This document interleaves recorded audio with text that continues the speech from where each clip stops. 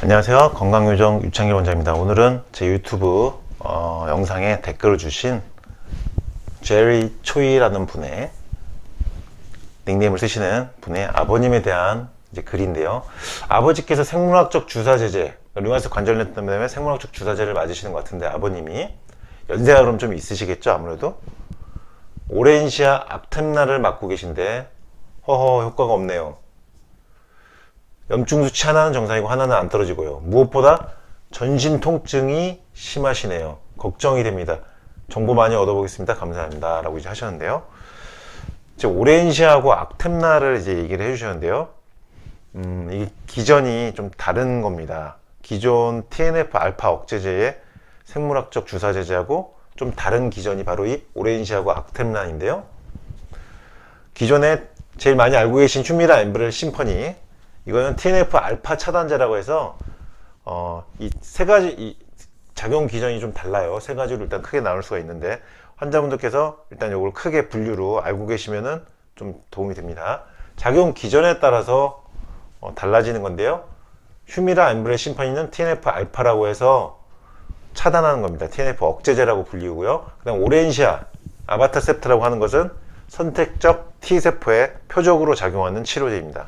그리고 토실리주마브이라고 하는 악템라라는 것은 인터루킨 6를 억제하는 저해작용, 인터루킨 6 억제제입니다. 이렇게 차이가 있는 건데, 이 개념을 이제 작용 기전에 따른 이제 좀 차이가 있다, 이렇게 보시면 되고요. 이게 성균관대학교에서 연구팀에서 발표한 코호트 연구에서 나온 내용인데요. 치료 작용 기전을 고려해서 1차 치료로 휴미라 엠브렐 심퍼니 TNF 아까 억제제 먼저 사용한 경우, 2차 치료로 다른 기전의 생물학적 항류마티스제인 악템라를 사용하고, 또 1차 치료로 오렌시아 악템라 등의 생물학적 항류마티스제를 사용한 경우는 2차 치료로 TNF 억제제인 심퍼니를 사용하는 것이다. 이런 식으로 연구를 설계한 논문입니다. 그러니까 이런 식으로 생물학적 제제의 사용이 순차적으로 1차, 2차 구분해서 이제 사용이 이루어지는데, 이 작용 기전에 따라서 이렇게 된다 말씀드렸죠. 근데 이분은 지금 오렌시아하고 악템라를 지금 사용하고 계시다고 했습니다. 이분 지금 오렌시아하고 악템라를 사용하고 계시다고 했어요. 그러니까 분명히 TNF 알파, 엠브렐 휴미라 이전에 사용하였을 가능성이 있고, 그리고 그거 1차로 쓰고 2차로 이제 오렌시아 악템라를 맞고 계실 가능성이 많죠. 아까 보여드렸다시피 1차 TNF 억제제를 사용했다가 1차로 TNF 휴미라 엠브렐을 사용했다가 그 다음에 이제 2차로 악템라를 사용하는 이런 패턴이죠. 그러니까 지금 이 아버님도 아마 1차적으로 TNF 알파를 사용한 다음에 휴미라 엠브렐 심퍼니를 사용하다가 만약에 반응이 없거나 경과가 안 좋거나 통증이 안 가라앉으면 이렇게 다른 작용 기전에 생물학적 제제로 넘어가는 건데요. 문제는 이제 이겁니다.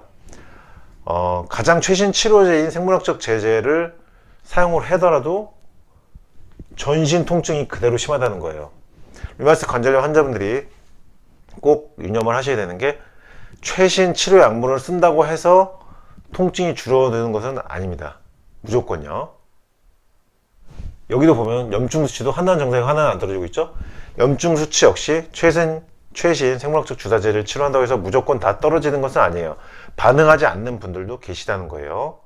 그리고 통증도 안 주는 경우가 있고요. 그리고 이런 경우도 있어요. 이렇게 생물학적 주사제를 쓴 다음에 염증은 둘 다 완전히 좋아졌는데 전신 통증만 계속 심한 경우, 이런 경우는요, 염증의 어떤 수치는 조절이 되는데, 염증은 억제가 되는데 몸에서 통증은 그대로 있는 경우인데, 보통은 노년기에 나타나는 혈류순환 장애가 심해서, 말초 혈류순환 장애가 심해서 통증이 그대로 있는 경우가 많습니다. 그러니까 이런 작용 기전으로 해결이 안 되는 거예요.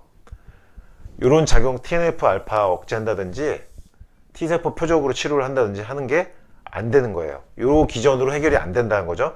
다른 기전으로 접근해야지 치료가 된다는 겁니다. 보통은 이런 경우는 말초 혈류순환에 장애가 있다. 그래서 전신 혈류순환에 문제가 있는 분들이 염증 수치는 잡히는데 통증은 그대로 있는 경우가 있고요. 그리고 관절 변형이 진행되고 있는 분들, 염증을 잡고 있지만, 염증 수치를 억제하고 있지만 관절 변형이 진행되는 경우가 있습니다. 염증치는 그대로 억제해서 떨어뜨리는데 관절은 계속 변해가고 국소 조직이 경화되고 칼슘 침착이 되는 건데요.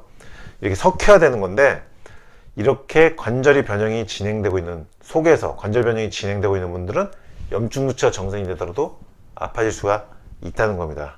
그러니까 이런 분들은 혈류순환을 개선하는, 말초 그리고 전신의 혈류순환을 개선하는 쪽으로 치료 방식을 뭔가를 추가를 하셔야지만 통증이 줄을 수가 있다는 거. 오늘은 생물학적 제재 세 가지 기존 다른 거 이제 분류해서 한번 간단히 설명드렸고요.